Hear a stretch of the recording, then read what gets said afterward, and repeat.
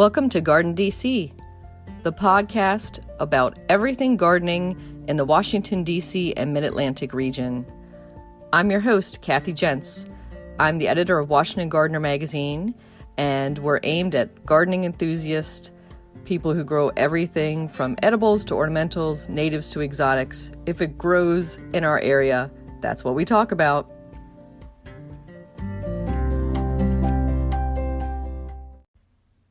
This is episode 103 of the Garden DC podcast. In this episode, we talk with Blythe Yost, co-founder and CEO of Tilly, about weeding and mulching tips. You'll definitely want to hear her opinions about dyed mulch, rubber mulch, and volcano mulching.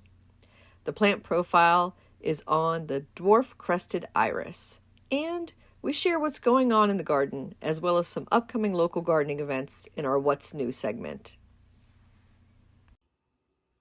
This episode, we're joined by Blythe Yost. She is the founder of Tilly, an online landscape design company servicing the USA and Canada. She's a nationally recognized landscape architect. And welcome, Blythe. Hi, so glad to be here. Good to have you. So tell us a little bit about Tilly and where you're based. Definitely. Tilly is an online landscape architecture and design company, like you said. We started basically because we think everybody deserves access to good design. So our primary projects are smaller yards, people who wouldn't typically hire a landscape architect or landscape designer, and we service the entire country. So we do projects all over. I think we've done projects in 49 states and Canada. And our workforce is dispersed. So we were a COVID-friendly workforce before that was even a thing. And we don't actually have a headquarters, but we have designers all over the country.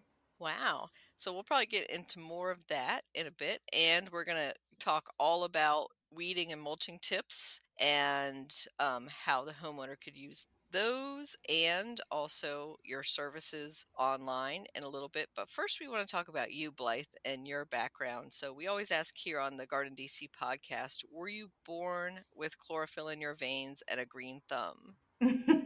Maybe.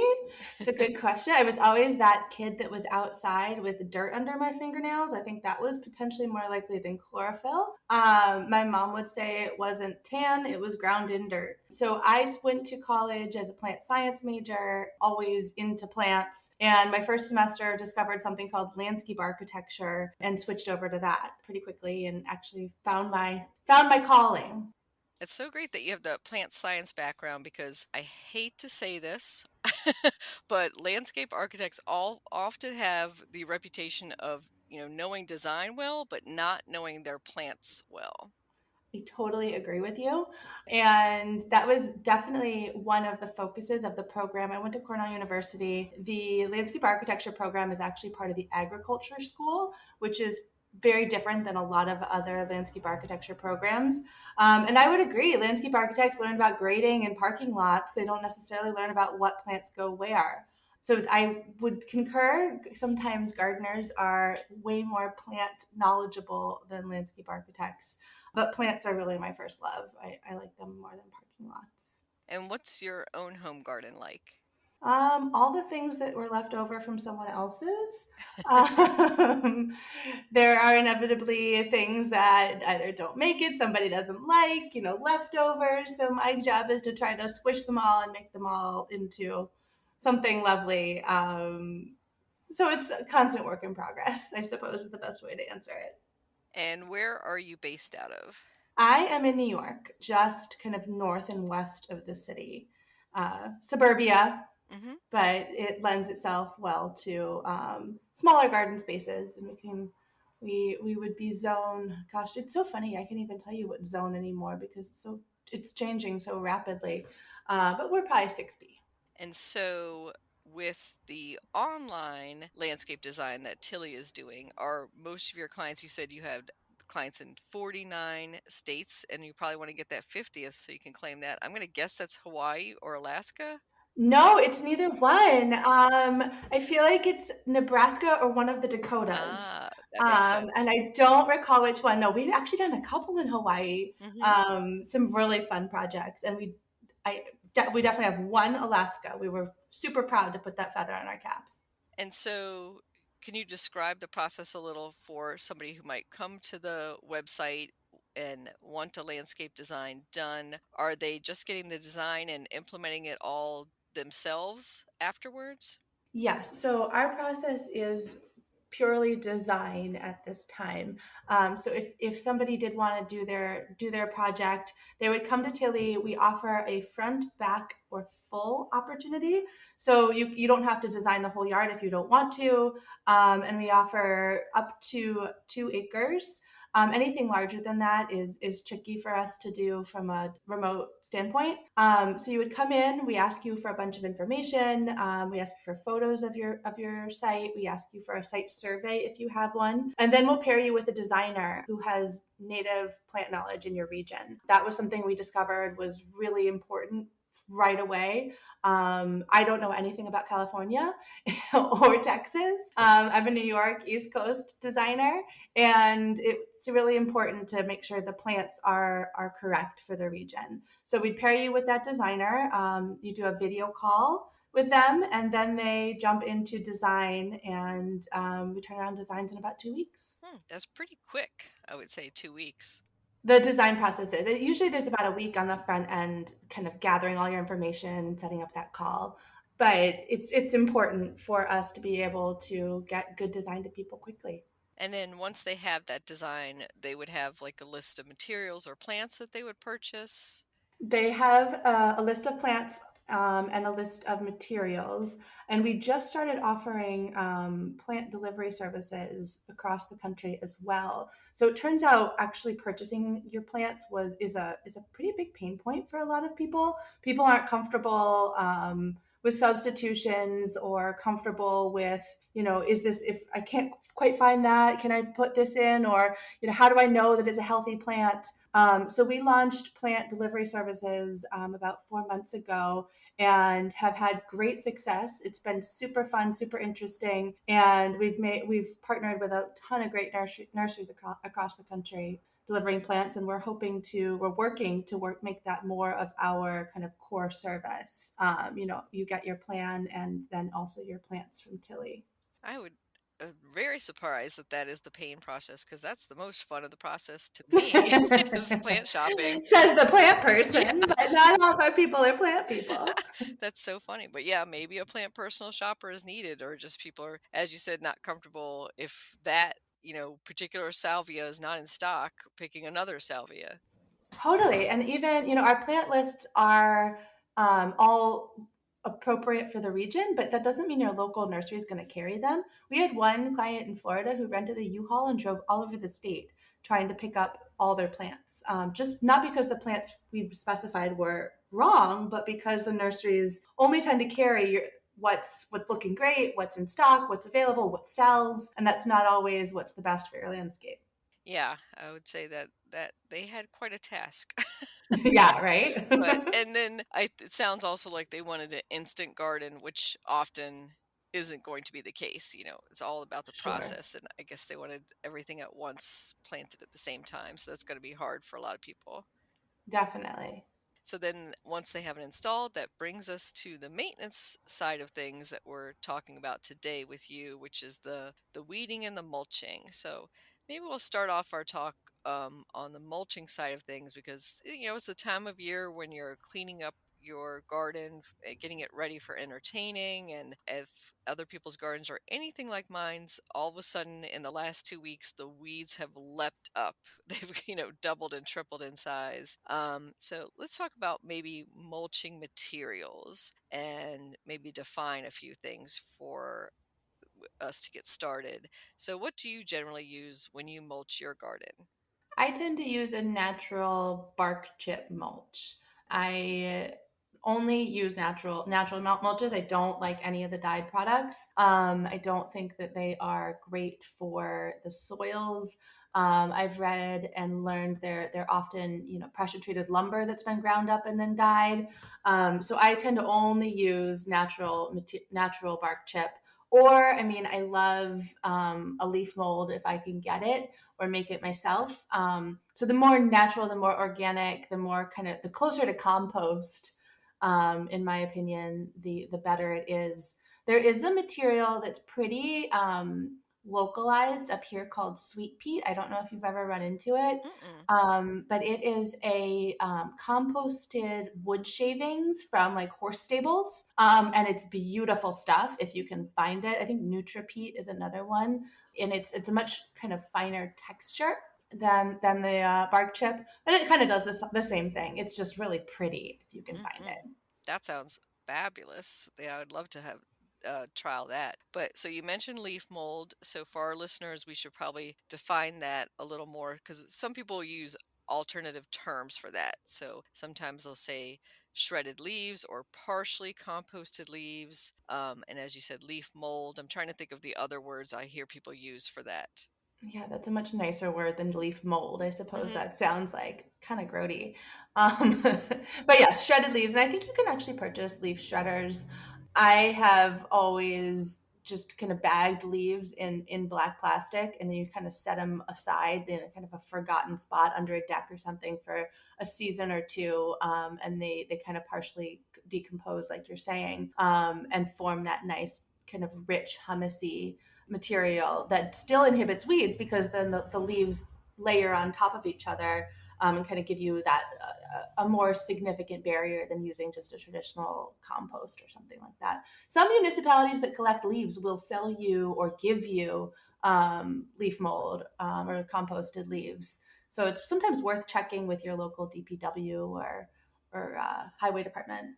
Yeah, here in the Mid Atlantic, we have something called Leaf Grow, GRO, like all one Ooh. word. And that comes from the composted leaves and yard trimmings that are picked up and then brought to a central facility in Montgomery County and Prince George's County. And I was just looking at their bag and they call it soil conditioner, which I didn't even Interesting. think about that they are putting the biggest words on the bag are soil conditioner and 100% organic. And then when you look them up under what category they are at a, like a hardware store or something, it says leaf compost. So that's, I think, the best word for it is, partially composted. You still can recognize pieces of the leaves, but they're not the whole or, just been shredded leaves. Sure.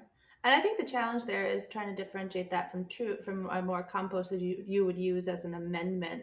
Hmm. Trying to define what's a mulch and what's an amendment. And I would agree with you. It's definitely a gray area. It's sort of like what your soils need, right? If an amendment, a compost or a leaf mold or any of that is going to be less weed inhibiting Hmm. than a bark chip or something that's a little bit of a bigger grain. Hmm. So anyway, but if your Yeah, soil needs it, it's such a good thing. exactly. And I would say that it's also a spectrum of how quickly those materials are going to break down and add into the soil. So, like with our heavy clay soils, that is one of the best things is leaf grow or that Hmm. that soil conditioner, what we're calling it at that point. But I do use it as a top dressing, and I will mix it in with planting holes when I'm planting something. So it won't be 100% leaf grow in the hole. I'm going to put some native Yeah. soil in there, but it's going to be a good handful of it at least with it. So that does bring up using compost, straight compost as a mulch. Do you ever do that? I do. Not significantly, and certainly not on a commercial basis. Not certainly not like even on other residential projects. Um, Mostly sort of in my own garden because I know I'm prepared that it's not going to really hold the weeds back. I don't think it's not going to do much for that, but it's going to do great things for your soils. I think compost is the best thing we can be adding to our soils. I'd rather see people using that than any sort of fertilizers. At least reach for the compost first. I think you're totally spot on using it in all of your new plantings, new planting beds. I think there's a lot to be said about using a mixture of your native soils and compost, rather than bringing in a bunch of kind of topsoil. which seems to be something that those landscape architects like to specify all the time. But turning compost into native soils, you're inevitably going to create a deeper rooting media for your plants. So although I wouldn't potentially reach for it as my first mulch solution, I think it certainly has a place in that space. And I mean, if you're not going to have the time to turn it into all your beds, then put it on top, and you'll get some of the properties, even if it's not perfect. Yeah, I would say I'm definitely the type of gardener.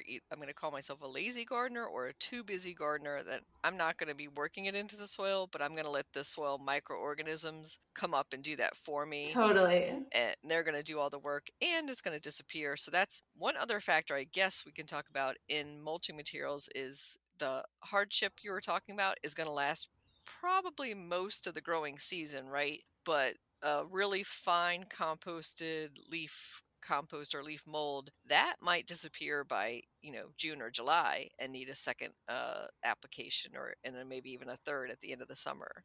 Yeah, and I think that's where education comes in, because I definitely have people who are like, oh, and I have to mulch my yard every year. And I'm just like, well, yes, it's the best thing you can possibly do for your garden. And they're like, well, when I buy that red dyed stuff, it stays around for 4 years. And the point is like, maybe you don't want it to. So something that doesn't break down, it's not going to be as good for your plants. So maybe, us lazy gardeners, I'm totally in your camp. It's a balance, doing good things for your soil, but also keeping the weeds down and keeping the beds looking clean. Yeah, and I mean, if I always tell people, if it disappears, that's a good thing. It didn't go away with the wind. It worked its way into that, hard pan clay soil, if that's what you have, or if you have sandy soil, or whatever else that's it's helping to Sure. amend it. So let's talk a little bit more about some materials for mulching with that we love or hate, or don't even care about. It could be neutral about. So you mentioned the dyed mulches, which are, yeah, not a favorite of mine either. And I have to bring up the rubber mulches that are being sold now, and ask what you're thinking of on those. Ugh. Again, like, do you want a whole bunch of rubber and ground up tires all in your soils? They are not going to do anything good for your soil, in my opinion. They do stay around for a long time, so maybe the longevity piece is a plus if we're trying to find silver linings. But I don't feel like putting plastic or rubber ground up on your soils is a good move. Some people will use it under playgrounds, and I don't even love it there. I don't really want my kids playing in a bunch of ground up tires. But there are poured rubberized surfaces that can be nice under playgrounds, that stay put and don't move around, because that's the other problem. I mean, it just gets everywhere. So I don't think that rubberized mulches, and along the same lines, gravel mulches are very interesting. Hmm. I think in sort of the Mid-Atlantic Northeast region, they're a little bit tricky, just to keep clean and keep looking nice. Out west, you see a lot more of them, and down in Florida. But in the right place, a gravel mulch can be the right answer. You're just going to probably need a weed barrier underneath, because it's not going to totally do the job. Yeah, that's what I was going to say. I like the look of a gravel mulch in some areas, and especially if you can have a level area, or like a herb garden or a rock Mm-hmm. garden, that's always nice. But, you need that weed barrier cloth underneath, and then, after a couple years, dust, soil, birds poop out seeds. You're Mm-hmm. going to have to weed that, but it is a more permanent mulch. And I've seen those like white marble chips that people will use around foundation plantings, and I'm like, well, it looks great now and maybe Yeah. next year, but don't think that that's not going to need, pulling up and weeding in a couple years. Yeah, I would agree with you. And I just from a design standpoint, I would err on the side of a native stone, as we say. Whatever your native stone, which is going to be less expensive if you're going to do a gravel, just because it'll be easier to find, and if it's not going to be as vibrant as the Hmm. marble chip. I feel like that's all you'll see in that yard. And then once it gets like a little bit of algae, it'd be like the green marble. So potentially not the best solution for longevity. Yeah, unless you're doing like a Mediterranean themed garden. Sure, there's always an exception. Maybe there's use for that there. I was also thinking of when you were saying the pea gravel is, those are great for the pathways in between.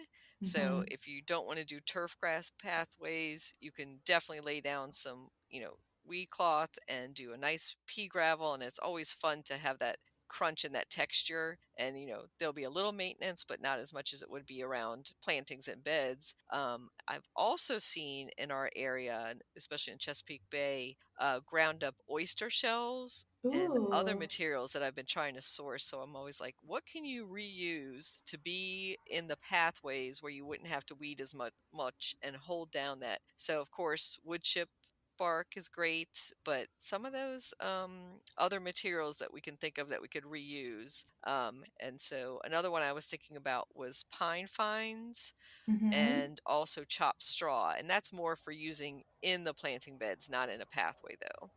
Now, do you guys use pine needles in your region, or are you a little too far north for that? We're kind of on the edge, so it's being used more and more. I will see in local gardens in the Mid Atlantic, and we had just done in Washington Gardener magazine a story on a Pennsylvania seller who's starting to sell pine fines in kind of like a bale that you pick up from Mm-hmm. them. So you don't get it delivered, you have to arrange and do a pickup, and then you get this tight bale, and they're long pine fines. So they're like that long pine Mm-hmm. needle. I guess it's I over think it's almost, yellow pine that they yeah, use. it's a longish one. So it's definitely a different look, and it sticks around longer. It doesn't break It down as does. quickly, but it's really pretty. I see it a lot in North Carolina gardens. And I think they do it really well. I worked for a company that used it in New Jersey, and it looked very strange. And I felt like it didn't do a great job holding down the weeds, but it would stay around forever. So you'd have these pine needles, and then you'd have all the weeds. But I think further south, they sort of know how to do it. And I think it's sort of almost like mats itself together. So it becomes pretty impenetrable. In Hmm. just observations. I think it's fascinating. I don't know that much about it, but that's super interesting. You're seeing it creep northward. Yeah, I'm trying it out just around a couple roses. So Cool. I just want to try it as different textures. And I've chopped the pine fines a little bit smaller and finer. So they do create that matte, but then it doesn't look like, a big fluff, you know, Yeah, yeah. It was sitting super on top of the soil. fluffy. Yeah. And I think that's where, if it's a denser planting, you're not going to see that. Well, that does bring up another type of mulching or manure or compost in between plants, which is a green planting. So using other plants to be that understory and that weed blocking by maybe a ground cover plant or layering of plants. And I think for the lazy gardener, or what you had another term that I thought was much nicer than lazy, the busy The gardener, busy gardener. which certainly defines my life. That is usually my default. I like to plant kind of end to end, make sure that all the spaces are filled. I love creeping perennials and things that will kind of come up at different times. That way, even if you do have a few weeds, you just don't notice them because you have so many other wonderful plants coming up through. Kind of those full dense beds tend to be my preference rather than sort of uh, shrub space, or even perennial space, perennial. And it does require, more plants up front. But as we dig and divide, move things around, your plant spread, your garden ages, I do think that that's sort of my goal, always my dream, that I don't need as much mulch. I mulch the fringes, I mulch the back sections, but the middle is sort of taken up by the plants. Yeah, I have a friend who works in public gardens who has a huge pet peeve about seeing mulch. Like he always says, you should not see the mulch I love it. That around it. exactly. I Yeah. totally like your friend. So, but there's definitely the American aesthetic that you described, where it's, a bed of full of mulch and then maybe three shrubs all isolated by themselves, not touching, and then some isolated perennials in front of them. So I think that's just what people are used to seeing, say in commercial Mm-hmm. um, places like, your local shopping center or something. So that's what they imitate at home. Whereas really what we want to see is plants touching, intermingling, and overlapping, which is a little bit harder maintenance wise, but in the end, less work. Totally agree. How do we tell them all about that? Maybe just as examples and just showing them. So the more we can, model that type of garden and make that the norm, the more people will use it. But I think there's a lot of people selling a lot of bags of mulch in the springtime. So It's true. I would agree with you. we might be battling a whole industry there. And of course, it's easier to just do the one and done, like you said earlier. Like my one spring mulching, Yeah. dust your hands off, and then that's it for the season. I'm not going back out there except for to mow. And then it looks nice and neat. So that's a way to control. So it does bring up one thing about mulch is it is a weed barrier. So when we're talking about ways to fight weeds, the more permanent and thicker it is, the better. But what do you advise for thickness for, say, the wood chips that you're applying? Well, we have to talk about mulch volcanoes, right? Do you know what I mean? Where there's Mm-hmm. a tree and then somebody has just mounted up mulch after mulch after mulch around the tree, Mm, and you have inches and inches, and it's sort of strangling the tree. So I would never have more than 2 inches if you can avoid it. Potentially, if it's someplace where you're not anticipating any plants ever growing, but the mulch will not only inhibit the weed growth, it will also prevent some plants from spreading, like little vincas and little ground covers need to be able to creep onto a little bit of soil to grow. So 2 inches is sort of my 2 to 3 inches, maybe four in like a back spot, but always want to keep mulch away from tree stems and even your plant stems. You don't want to be building it up against anything. The other piece is like make sure it stays away from your foundation. You don't want to have a big buildup of mulch along your siding. It'll rot your house or along your air conditioning unit. So building much mulch up against things is never good, plants um, or structures. yeah, that's great advice, especially to pull it back, along those edges of your foundation and from the tree trunks. It should be, close to, maybe within a couple inches, but not actually touching, which reminds me of, I think it's called arterial fungus. That could be in your hard wood mulch. And, if that's up against the house, you'll get this like, looks like a spray of a shotgun of mold across your siding, and people are always like, Yikes. did somebody throw mud against my house or something? But that comes from this mold that kind of like explodes in the hardwood bark. And it's always interesting to see that. And the less you can have it close to your house, the better, because it also introduces, of course, termites. Yeah, yeah, absolutely. All sorts of things. So Hmm. mulch is great in its space, but you don't want too much of it. Too much of it can be a problem. Yep. Yeah, and let those tree roots breathe a little bit.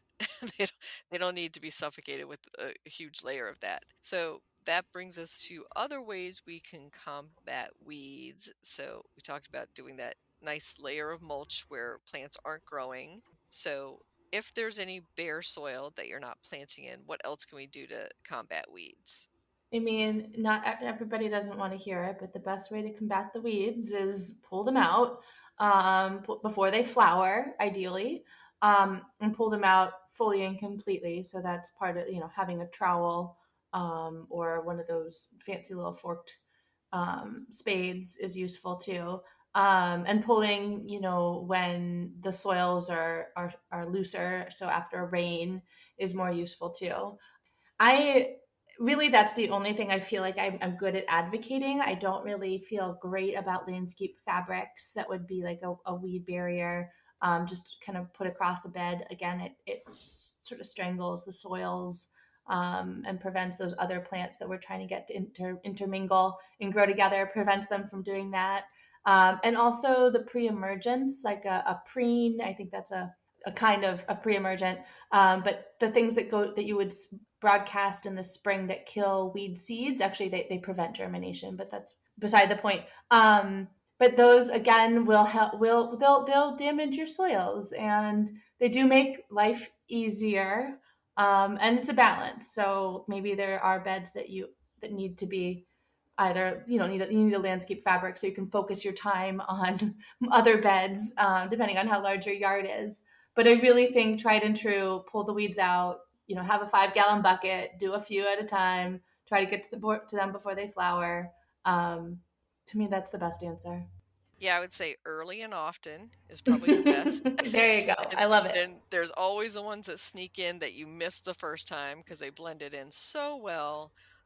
Or the vines that sneak in like under a shrub and up through it, and Sure. then you're like, ugh, so I have to get under there and get that one. What are your personal weed enemies? Like maybe give Oh, a top three I for have a thistle. Just this is oh. my own personal, like, I don't know where it comes from. I've gone at it so many times, and it was up. I swear it was up like 3 months ago. I was like, "Where are you? How are you here?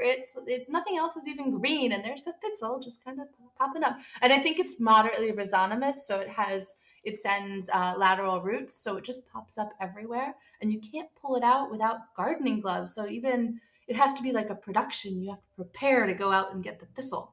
So that's certainly my own issue. But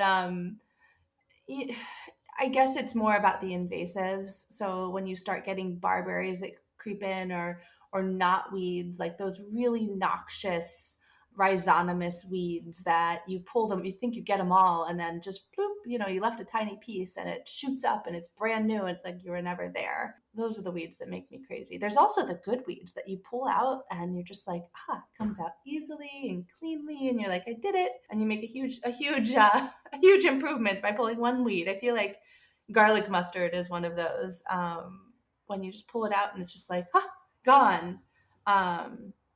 So they all have their own hierarchy, and I'm sure every gardener kind of has their own cross to bear, and then the ones that they're like, I got those are a piece of cake.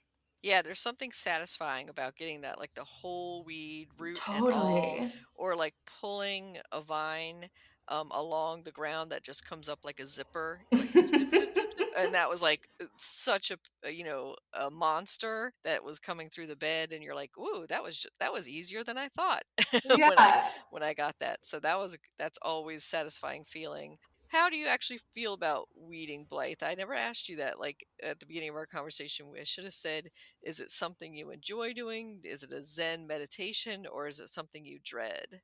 Oh, it's a good question. I definitely don't dread it at all. Any excuse to get out into the garden. I think the challenge is finding the time for me. I'm definitely that busy gardener, running a business, having kids, all the things. But in my perfect world, if I had all the time, I would go out and weed all day. I mean, it's a great way to kind of get in the dirt. Um, Weeding allows you to kind of be with your garden and spend time thinking about your garden. Definitely is a level of meditation. Even if you're just meditating on like what to do next, like, oh, I didn't know I had this hole here. Like, what can I plant? What can I move? I think it's a great time to kind of think through your spaces a little bit. Very true. And how do you feel about reseeding plants that you planted? So, on the spectrum of letting things kind of go a little bit more wild and letting plants return maybe in other spots that you didn't originally plant them in versus keeping things very in check. I have told many a client, when you see like a little foxglove popping up, or a little alchemilla, or whatever it is, that's the harbinger of a good garden. When your plants that you planted start becoming your weeds, you're doing something right, in my opinion. I think that's what we should all strive for. So volunteers are definitely my favorites, but I think there's something to be said about it. Any plant that's growing in the wrong place should be considered a weed. It doesn't matter if it's a tree or a tiny little clover. If it's not where you want it and it's your garden, um, then you should feel fine pulling it out, in my opinion. That said, have a little flexibility. Just because you didn't want it there, it wanted to be there. So give it a minute, think about it, and if it's growing and it's happy, like, see what happens. Yeah, and if it's a weed peony, send it my way. Ooh, I want one of those. Yes. Now, I always tell people that, when you're cleaning up around the garden and something's not in the right place, and you don't want it, pot it up and bring it to a plant swap or give it to a newbie gardener or somebody else because they're definitely going to want it. Absolutely. And I think like digging and dividing is super important. So, populating your garden that way. But that's not what we're talking about today. But that's, Mm-hmm. I think sort of in the same vein as volunteers, Mm-hmm. moving things around. I feel like that's kind of in the same vein as weeding, moving things around your garden. Things don't always have to stay put.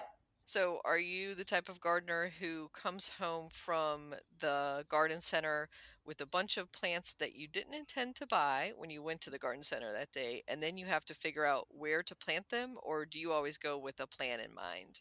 It's a good question. Only because I don't go as a landscape architect who but I feel like I don't end up going to the garden center. I end up with somebody's cast off plants and then I have to find homes for them. So I think it's probably maybe the former, the person who all the plants you didn't intend to buy, except I really didn't intend to buy them.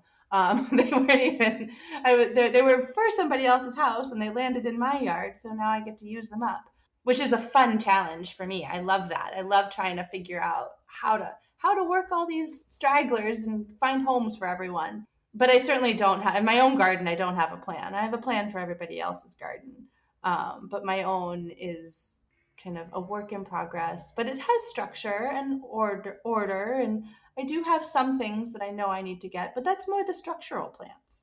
So I like to build a garden around a few structural plants, maybe a few hedges, some evergreens, a few things that have rhythm and order, and then let the rest of it be a little bit haphazard or wild. That way you have a backbone, but you still have a little room to play. And how are you with weeds that just will not quit? So those are the ones that noxious weeds that keep coming back. Are you okay with using a chemical like Roundup, or do you just keep on top of cutting it back, cutting it back, cutting it back, every time it pops back up? It depends on where it is. I've been battling some Japanese knotweed for a long time, and that, despite all my research, really the only way to really get at it is with some Roundup. If if I've done that, and when I do that, it's a spot treatment, so it's painted on. You cut the stem and you paint it on, so it's not a broadcast. There are definitely some really bad invasives out there that I'm prepared to bring out the big guns. But for the most part, I would never go rounding up my thistle. I'll just complain about it and keep working at it until it goes away. Um, so it depends on the weed, but thistle is just annoying, whereas knotweed is a really nasty plant. That's one of the ones I was had definitely in mind when I asked the question because I do have readers asking about that. Also, mulberry tree seedlings, like in cracks that are just Yeah. not stopping. Like you can cut them all the way back, but that once that root gets established in that crack, it's just not quitting on them. Yeah. And sometimes if it's got to go, it's got to go, or else you're going to have to pull up the whole sidewalk or side of the house or whatever it is. And I think our last question about weeding I want to ask you is about in containers. So do you have any tips for that? That's interesting. Weeding in containers. So, I find the squirrels will bury things in particularly my front containers, and I get Mm-hmm. suddenly a little, ooh, baby oak tree. Yep. So, it's generally pretty easy to pull things out because your soils are loose. But I don't, I always want to pull all the things out. I don't want the root competition in my containers because it is limited space. So if I'm planting my containers, I want the things that I want in to flourish. So I would definitely keep after the weeds. It just you have to pull them out. I wouldn't put some sort of barrier down or even a mulch. I don't think it's really worth it. I think a container is a space that you want every square inch of soil to be filled by design. Even if you are that gardener that likes bush space, bush. Yeah, and I definitely can relate to the squirrelscaping that happens in containers and moving things around and, adding those little baby trees that all of a sudden come up the next year and you're like, "What is that What? coming out of that container?" So any last thoughts on mulching and weeding tips? Um, you mentioned mulch bags, and I think just how the mulch is getting delivered is kind of interesting. I will say I think bags are probably the easiest for the average gardener, just because they're easier to move around. However, it's going to be so much cheaper if you just get some mulch delivered. You get like a yard delivered, and do walk it around with your wheelbarrow. So I think thinking about how it's going to be delivered, then there's less waste. You don't have to throw out all those bags, which I kind of love. Often, what was it? Often and Oh, what was your early, little I your think it little was adage? Early and early often. and Yes, often. Yes. I think that's brilliant. I love a good plant adage. They're some of my favorites. The one I tell people all the time is like the growth cycle. The first year they sleep, and then they Hmm. creep, and then they leap. So early and often on the weeding, I think that should be the takeaway. Yeah, and I love what you said about the plastic bags that come with a lot of mulch orders. Because bulk is a lot easier if you can handle it.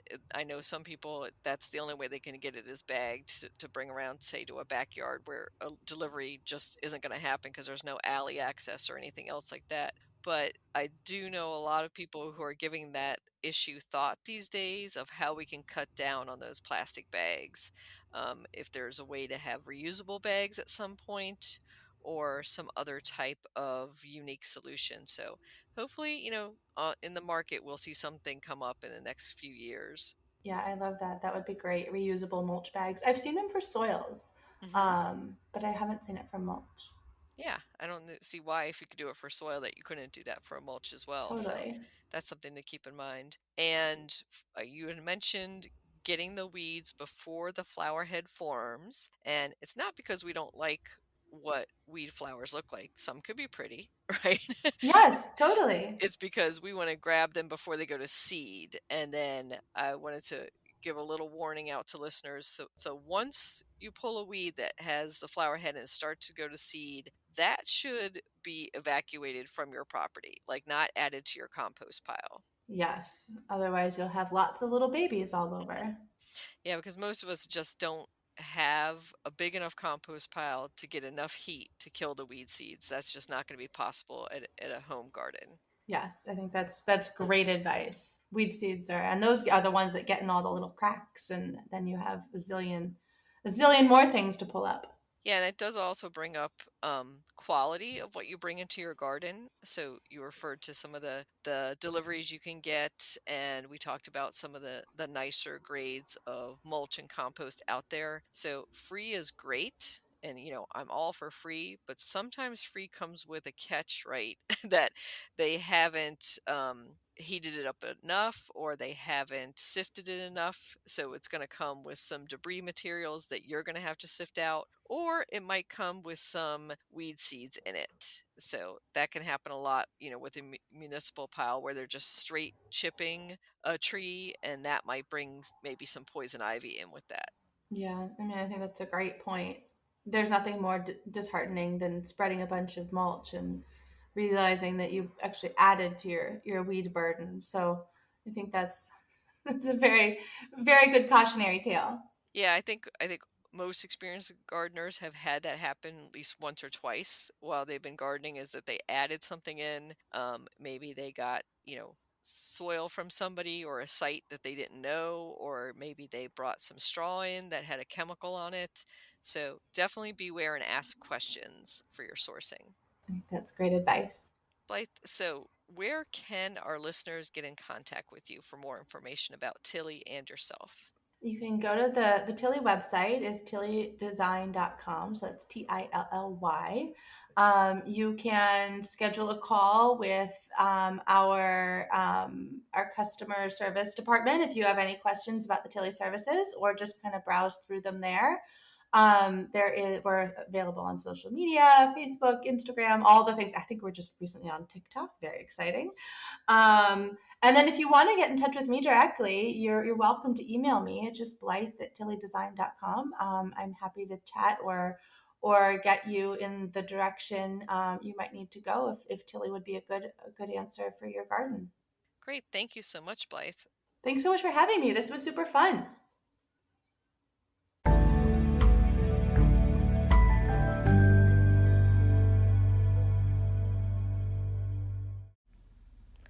Dwarf Crested Iris Plant Profile. The dwarf crested iris, Iris cristata, is a small iris that is native to the eastern United States.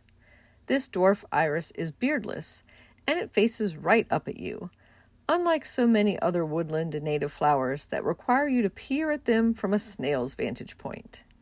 It grows just a few inches tall and is best suited for the borders of woodland paths and fronts of part-shade flower beds. When not in flower, the narrow foliage is like that of bearded iris, but as it is much smaller, it is hardly noticeable. The bloom time is late April to early May. It blooms on the previous year's growth, so it will take a year to establish and flower after planting. It spreads slowly by underground rhizomes. It's easy to divide and share or put in different spots around your own garden. If you want to propagate it by seed, allow the seed pods to dry on the plant, then break them open over an envelope to collect the seeds. They are drought-tolerant, trouble-free, and require no care once established. It does well in rock gardens and on slopes as well. Iris cristata, you can grow that.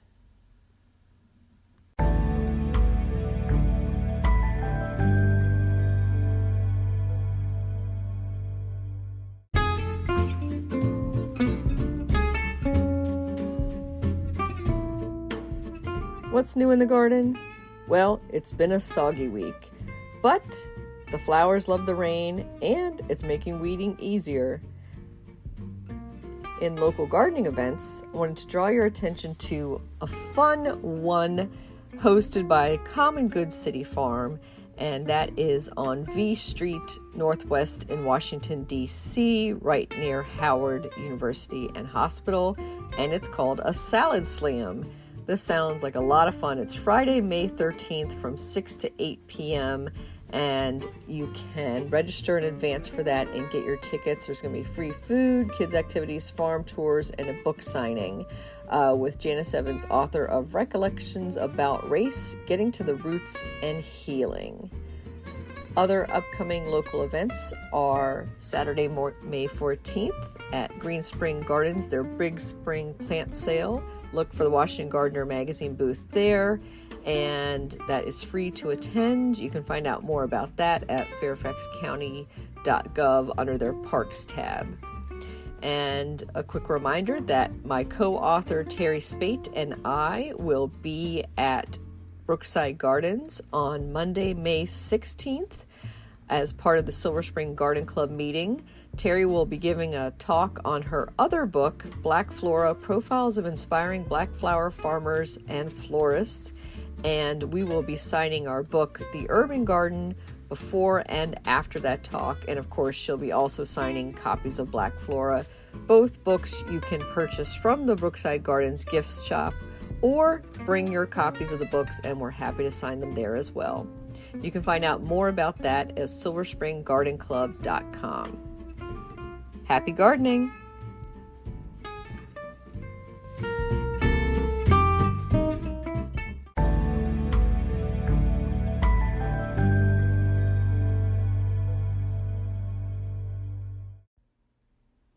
If you're a crafty gardener like myself, I want to introduce you to Let's Make Art. I do a lot of DIY projects in the garden, from painting my garden gloves, to creating kokedama, to pouring my own stepping stones. And there's a company that can make it easier for you. Let's Make Art is a revolutionary crafting company that aims to help everyone to channel their inner artist, whether they're 3 or 63. With the assortment of products and subscription offers, there's an endless opportunity, fun, and access to easy-to-understand tutorials and resources for everyone to learn a craft or take up a hobby. Anyone can have art supplies delivered right to their door in the form of monthly subscriptions, project kits, and supplies for a variety of activities. You can start learning basic lettering techniques to get more familiar with your abilities with hand lettering for that garden journal you might be keeping. You can also shop all the best lettering supplies, boxes, and kits curated and approved by in-house artists. There's free weekly art journaling tutorials by art journaling artists and instructors. Everyone can join with their supplies at home. Grab the prepackaged kits or get all the videos first with an art journal box subscription. Learn from watercolor artists and instructors. Whether you're a total beginner or you've mastered the arts, Let's Make Art takes the guesswork out of watercolor and creates easy and fun kits. The only thing you'll need is a brush. Let's make art simple, together. Check out Let's Make Art today by going to our special link, zen.ai/GardenDC. That's zen.ai/GardenDC. Happy crafting!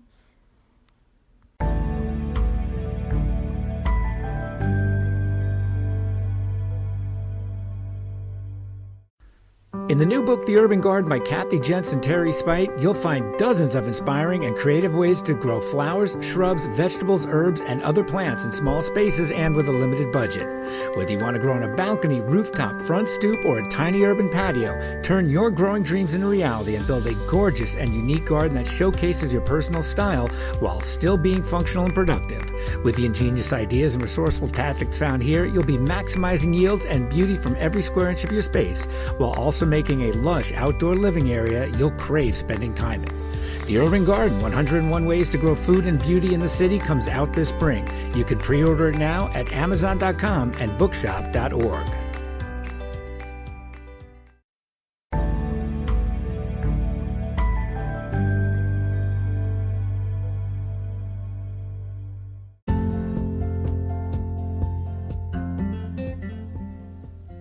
Thank you for listening to Garden DC. You can become a listener supporter for as little as 99 cents a month by going to anchor.fm/GardenDC/support. Another way to support this podcast is to subscribe to our monthly digital publication, Washington Gardener Magazine. To do so, go to WashingtonGardener.com. Thank you.